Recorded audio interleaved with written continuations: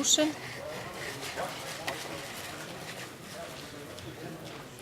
Nú, Dr. LeClerc Sveinsson hóf störf hjá Deloitte árið 2012. Hann liðstjóri í ERS-deildinni og hann yfirmaður upplýsingaöryggisþjónustu Deloitte. Sérsvið REI áhættu þjónusta og REI með áratuga langa reynslu og þekkingu í áhættustýringu og ráðgjöf fyrir stór og meðalstór fyrirtæki, bæði á Íslandi, í Bandaríkjunum og í Kanada. REI hefur yfir 30 ára reynslu af rekstri og ráðgjöf vegna öryggis upplýsingakerfa, IT-endurskoðun, áhættustýringu og innra eftirliti upplýsingakerfa. REI hefur starfað við IT-endurskoðun, upplýsingatækni ráðgjöf og sem yfirmaður upplýsingatækni mála fyrir mörg af helstu fyrirtækjum heims, svo sem Ernst & Young, Honeywell, AXA Financial, Alliance Capital, Lehman Brothers, DoubleClick, State Street og TD Bank. Gjörðu svo vel, REI. Ég fann ekki músin, virtist ekki alveg ná að... Já, nú. Og þetta fyrir... Sko, svona. Þú mátt taka þetta, já. Do you want to use the microphone? Yeah. The mouse don't... Okay, here it is. Ja, tack. Så. Hej. Så jag flyttade till Island ett år nu, så isländska min inte gott. Jag hade det bättre att tala engelska efter att skilja mig. So we're very, very excited about this because this is a survey that we conducted for information security in Iceland, and we reach out to the top 300 firms. I'm going to touch on some of the best practices as well. So this is the first time I've been told that a survey of this kind has been presented here in Iceland. And the response that we got was pretty good. As you can see some of the numbers here. We reach out to the CEOs, to the CFOs, to the IT managers. We think that information security is not just an IT matter, but it should be also going to management. So we reach out beyond the IT team. As you can see by the response, it was pretty decent. We're very excited because what we're hoping to do is that we're hoping to do this on an annual basis. And what we're hoping to do is to give us some sort of a report card to see where we're at in terms of information security. So in terms of information security, the question that was brought up was, has your business suffered an attack in the last 12 months? The majority said no. What worries here is that there's a 22% that actually said yes, and some people said that they don't know. And some of the people that said no, the question is, do they know whether or not they were attacked or not? But it's very, very relevant. The other question that was asked was whether or not they suffer financial losses as a result of these attacks. And the majority said no, 77%. Now, we have data that we're going to be publishing based on each one of the different categories, the CEOs, the CFOs, the IT. And this data that you see here, for purposes of this presentation, is the aggregate version. Basically, we collected everything, but we're going to be detailing it later on. Do you have a special budget for information security? And this is worrisome. 66% said they don't have a budget for information security in Iceland. Does the board take an active role in the formulation of decisions to information technology? The majority said yes. Again, the number of no's is pretty high. Do you have an IT risk management program in place? The majority of the companies in Iceland said no. This is very important because FME requires that there would be an IT risk management program in place. It has to be done on an annual basis. And there's new regulations coming up, and I'm going to be touching on them in a minute, that require that all companies over 250 employees have an IT risk management program in place. And this number here is pretty alarming here. Do you have information security policies in place? Majority of the companies said that yes, they do have it. We asked what are the threats that are most concerning companies. Some of the answers were, for me, were very on target. Some of the, part of it has to do with culture and understanding Iceland a little bit. Some of the things that I thought were on the high side was fire. And the fact that organized crime was up there, excuse me, at almost 30% was very, very curious to me. One thing that we didn't do in this survey, we didn't leave room for the possibility of more. So basically what we did is we pre-populated these risks and we had people rate them. It would be great to see what other risk would come up had we had space for other possibilities. So some of the best practices, oops, oh, what happened here? Sorry. I think I went too fast. Okay, so organizations should have an information security or data protection officer. Now the reason why I use the term data protection officer is because there's going to be a new law coming out in 2004 this year or 2015, depending on EU things coming up, that will require that all companies with 250 employees or 5,000 data records, they must have a data protection officer. That's what they're calling it. And the data protection officer is a combination between privacy and security. Now, this person does not have to be a full-time employee. This person could be contracted out. But every company with 250 employees or 5,000 data records must have a data protection officer. So one of the requirements is that this data protection officer have extensive knowledge in data protection and have a mastery of technical requirements for privacy and data security. Okay? In general, this data protection officer should report to the senior management. The controls should be standardized, and also it is recommended to have a framework in place. Some of the ones that are recommended are the ISO 27001, COBIT, ITIL, PCI, and other frameworks come to mind. Personovent and FME currently recommending to use 27001 and 02.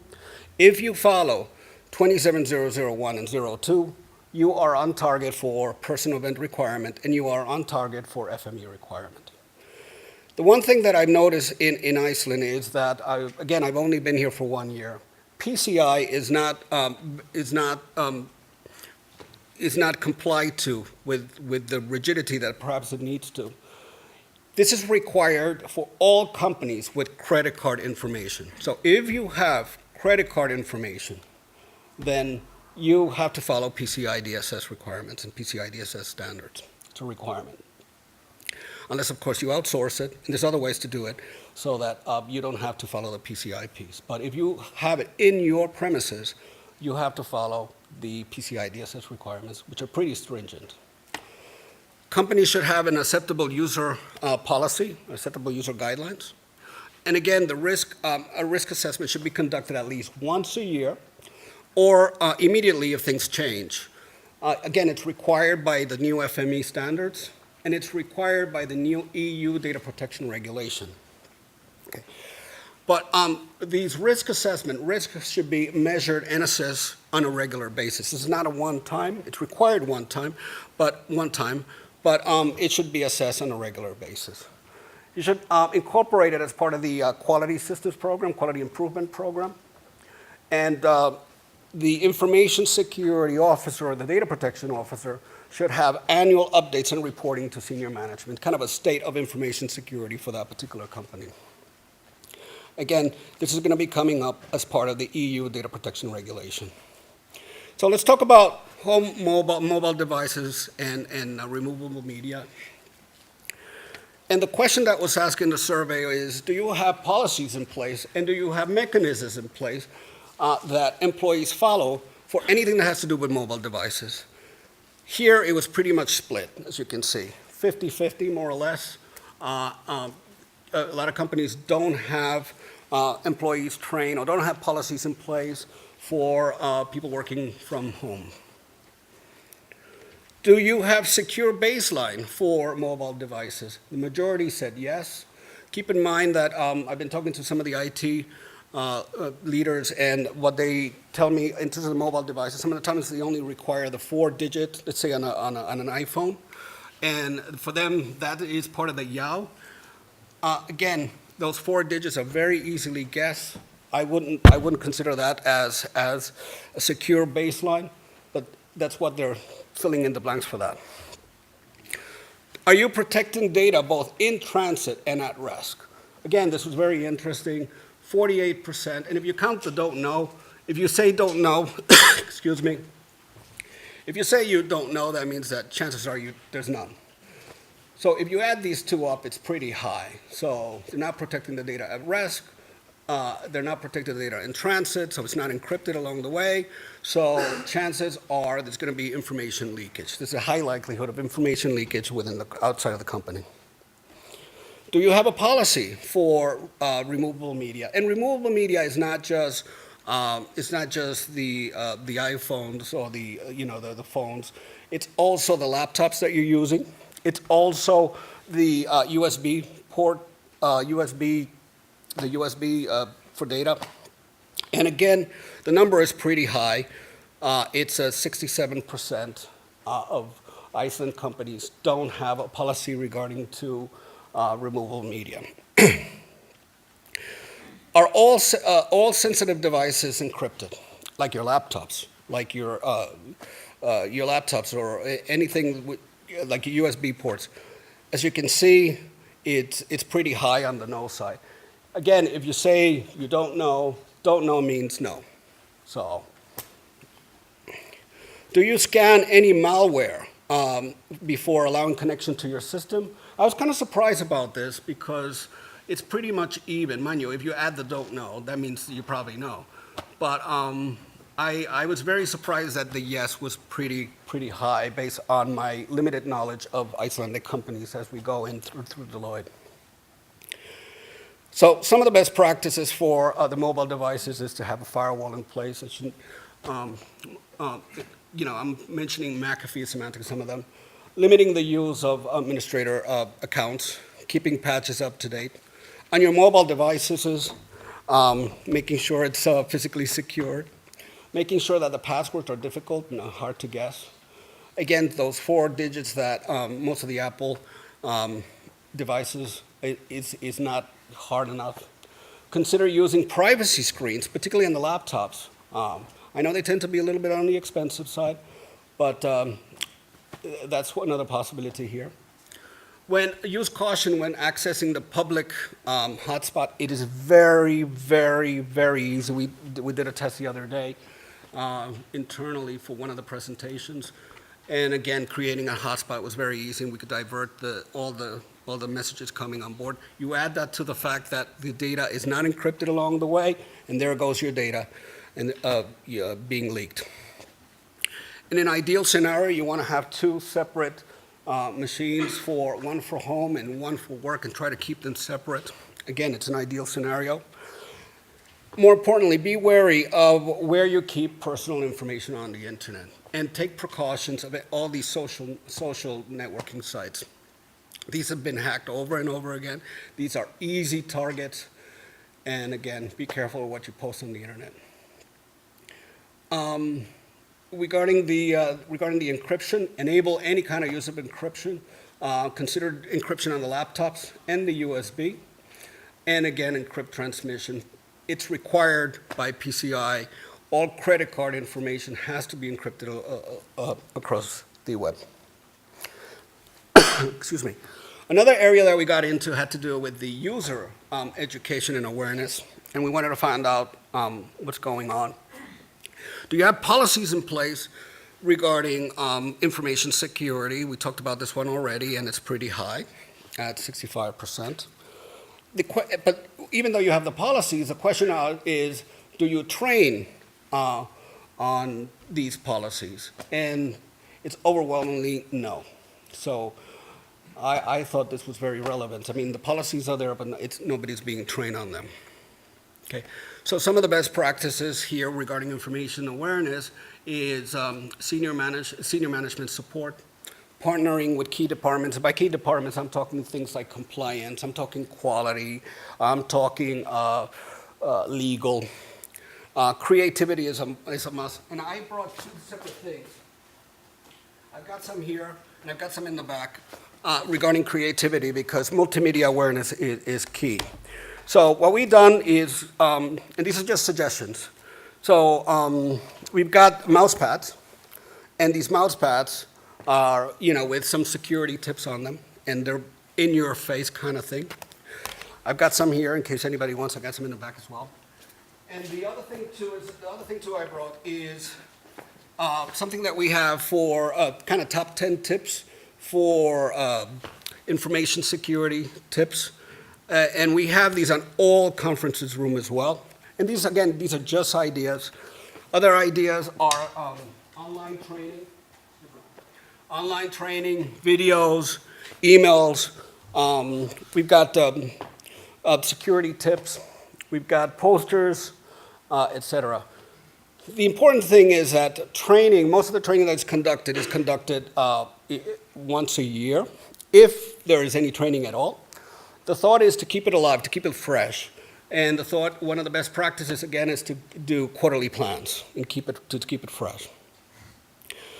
Regarding access control and privilege management, the question was, do you have a clear user access management? Do you have strong passwords policies? And do you limit privilege accounts? And perhaps this should have been separated into three different questions. But the question here was yes. Most companies believe that they have that this is being accounted for, and access separation of duties is in place. I personally, based on some of the audits that I've been, I kind of question this, but that was the response that was given, so that's the one I'm going to report. So some of the best practices here is to limit access to sensitive information. Access should be granted, again, on a need-to-know basis. Password protect sensitive files. Most software have a password protection mechanism that you can actually protect them. And limit the use of administrative accounts. Okay. There's one particular software that you can download which is free. There's a free version. It's called Proton. I recommend it. And it kind of fits the bill for secure email. It's just one of many alternatives. So regarding activity monitoring, the question was, do you monitor user activity? So in Iceland, of the top 300 firms, the survey said 54% they don't. And again, there's an 8% that don't know. You add these two together, it's pretty high. If you do any kind of monitoring, do you review any these activity and audit logs? The company said yes. So these two go hand in hand together. First you got the no, and then so you got the 38 that said yes. From this 38 that said yes, from the 38 that said yes, most of them review it. About 60% review it on a periodic basis. Do you continuously monitor activity? In other words, do you do it on a periodic basis as opposed to just a one-time off? And most companies said that yes, 53% said yes, that they actually do the monitoring. Okay. Do you analyze the network logs in real time at all times? The majority between the no and the don't know is pretty high. I would add these two together because if you don't know, that's a no. So about 70% said that there's no monitoring in real time to do the analysis of the network logs. Some of the best practice, audit logs should be reviewed on a periodic basis, ideally daily. In fact, PCI recommends that, requires that they are being reviewed daily.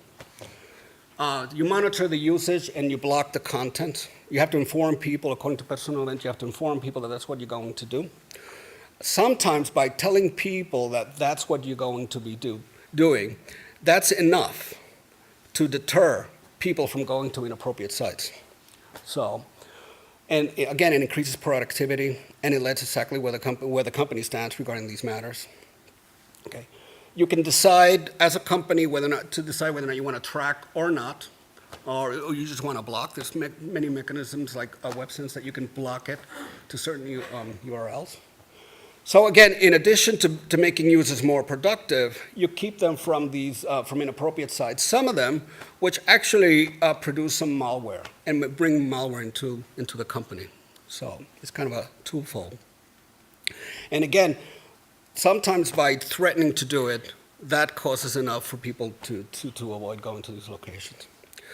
The other section that we had to do with secure configurations. Oops. So are all your IT devices configured to maximum security? Between the knows and don't knows, that's pretty high. So a lot of people don't know whether or not secure to a maximum security. To be fair, the survey includes the COO, the CFO, and the IT. So, and again, we have data dissected, which we'll eventually put out in a separate report explaining each one. But overall, it's a know or don't know. I'm going to give a site that is a great source for security baselines in a minute. So do you have asset of all your authorized devices? Again, 53 said yes. What surprises me is that the no is pretty high at 38%. Do you have a standard build for all equipment? In other words, are your laptops all with the same software? Are your iPads all with the same software? Are your et cetera? So as you can see here, between the no and the don't know, it's pretty high. That's the majority. Okay. Do you have patching programs in place? And are they kept up to date? I thought this was pretty high at between no and don't know. As you can see here. Do you scan for new vulnerabilities? The majority here said no, that's not being done. Some of these results don't surprise me at all based on some of the audits that I've been doing. So some of the recommendations here, some of the best practices are: one, to maintain an asset inventory. Consider using security benchmarks. I've got a great source here. It's called benchmarks.cisecurity.org. It's free. And basically they go by operating system, and they give you, how to best configure different operating systems or systems, etc. So it's a great source. Benchmarks.cisecurity.org. Okay. Again, the recommendation here is to patch on a regular basis. There's a caveat to this, to make sure that the patches are tested before they're implemented, because a lot of the patches, I'm sorry, I need to be quicker. So a lot of the patches have to be, it can cause some issues. Again, run patch management program and scan on a regular basis. Nessus and Qualys are some examples. So the question, regarding virus and malware protection is, do you have anti-malware policies and policies in place? Most have antivirus software in place. Do you scan the network and attachment? These two go hand in hand, so the majority said yes. Some of the best practices here is to have an antivirus software in place. A lot of times, what I'm not seeing is a lot of anti-spyware applications in place. I recommend that. There's a lot of freebies out there. Educate users not to click on links they don't trust. Don't open suspicious attacks, and also educate users on possible phishing attacks. Regarding the network security, most companies have routers and firewalls. What surprises me here is that between the know and don't know is pretty high. It should be closer to 100%. Do you have a vulnerability testing that takes place? And the majority of the companies said no. Do you conduct a penetration testing? The majority of the companies said no. So again, the best practice is use routers, firewalls, making sure that the firewall configuration, the access controls are reviewed on a periodic basis. You have to conduct vulnerability assessment on a periodic basis. PCI requires that this be done on a quarterly basis, so if you have credit card information, it has to be done on a quarterly basis. Conduct penetration testing on a periodic basis. PCI, it requires this to be done annually. Regarding the business continuity and the incident management program is, do you have an incident response and disaster recovery in place? I see, you can see here between the no and don't know, it's pretty high. The next question is whether or not these are tested and audited on a regular basis. But what we're seeing is a lot of times, a lot of companies have on paper a disaster recovery plan, but they're never tested. And this is very much testified based on the data that we have here in place. Again, some of the best practices here is to define a team. Again, test the incident handling, business continuity, and disaster recovery. Create a crisis communication strategy and educate people accordingly. Just want to mention a couple of things. All critical infrastructure will be required to report a breach to PFS. Now, this is not being done at the moment, but this is coming.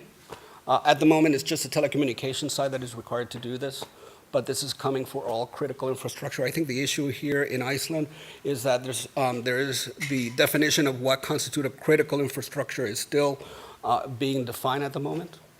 In the new EU data protection regulation, every time you have a personal data breach, companies should have, without delay, notify Personovent. And Personovent is going to keep a public register of all the breaches. I keep talking about this EU data protection regulation. I just want to mention that anybody, this is coming up. Anybody who does not comply with the obligations laid down by the EU Data Protection Act, Personovent will have one of the three possibilities: a warning, a regular periodic data protection audit paid by the company, and a fine up to 100 million euros, or up to 5% of the annual turnover, whichever is higher, which I'm assuming is going to be the first one, but it depends, whichever is higher. So I think and these are the results of the survey. I think there's been, since I've been here, again, I've only been here for a year, the Vodafone incident has awakened a lot of us up, and I've seen some progress in terms of information security in Iceland. But one of the things I see that is needed is more security awareness. And I feel like we're making progress, but we're making progress at a slow pace. And I'm hoping that by next year, these numbers will be changing. So, any questions? I can't hear you. I can't see you. Yep. My name is Noremo. I want to ask you one question. I missed the first person, so perhaps you answered it then. What is the greatest threat to information security in companies? What is the greatest threat? To be honest, I think it starts with security awareness. I think that's the greatest threat, the lack of security awareness. The greatest threat that I see is leakage of information. That is, for me, it's the greatest threat. But it goes hand in hand with lack of knowledge and not being thought about. And there's ways, mechanisms to resolve that. Any more questions?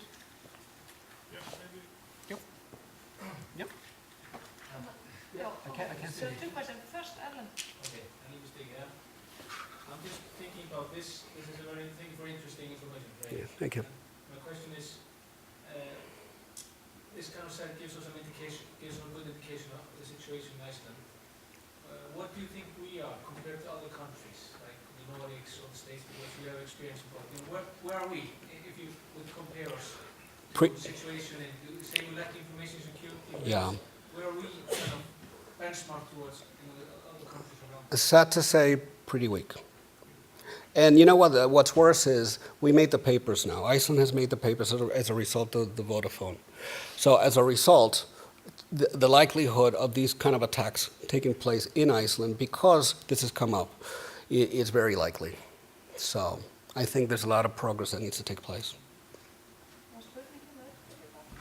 What do you see as a 3-year plan for raising information security awareness in Iceland? Ooh, 3-year plan, that's difficult. Oh my God. So I know that what we're trying to do is, I'm trying to reach out to the big fours and Stike and Sindis, and actually,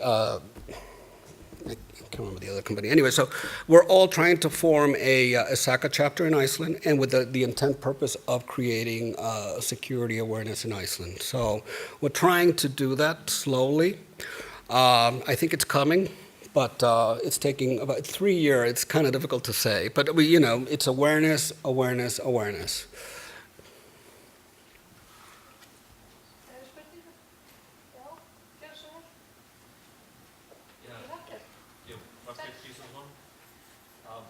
It is sometimes said that in our situation that we can make a very big progress by applying a few simple remedies. Yep. In your presentations, you had a lot of best practices. Yep. If you would like pick 5 of those that you would see drastically improving next year, we will listen to your presentations. What are the 5 that you would most you would see most benefit from? Okay. Well, the one thing off the top of my head that needs to take place is some sort of an analysis of the sensitive data in companies. What I'm seeing is when I go into different companies, there is no understanding of where the information lies. So some sort of a search of where these sensitive information lies takes place. Another thing, too, that I recommend, I'm trying to count, another thing, too, is I recommend is the usage of encryption for whether or not it's secure email. And again, there's tools out there. Some of them are free, and some of them are better than others for encryption, additional encryption of data. Regarding the credit card side, if you don't have to deal with credit card business, outsource that so it's not part of your responsibility. So the PCI piece is not within your realm. There's many ways to deal with that, whether or not it's tokenization, network segmentation, or just simply outsourcing to different companies so that you can limit your exposure that way. Again, increase awareness, awareness. That's all I can think of at the moment. Any other questions? Great. Well, tack fyrir komuna.